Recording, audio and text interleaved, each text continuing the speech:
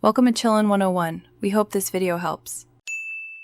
You start by opening the Music app or iTunes and signing in. This is essential because Play history ties to your Apple ID. Once signed in, go to Settings, right arrow Music, and enable Sync Library or iCloud Music Library on older Mac OS.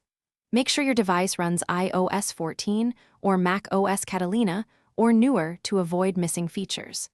These steps let Apple collect and sync your listening across devices so you can view history consistently instead of fragmented local plays. Next, navigate to Listen Now and tap Recently Played to see a chronological list.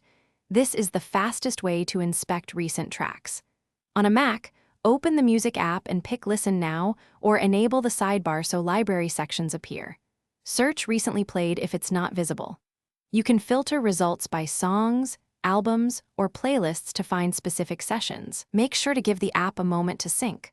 Otherwise, plays from other devices might not appear immediately. Finally, inspect play count and last played on Mac OS by enabling those columns. They reveal more than the simple recently played view. If entries are missing, toggle Sync Library off then on, sign out of your Apple ID and sign back in, and reboot. These steps force a resync.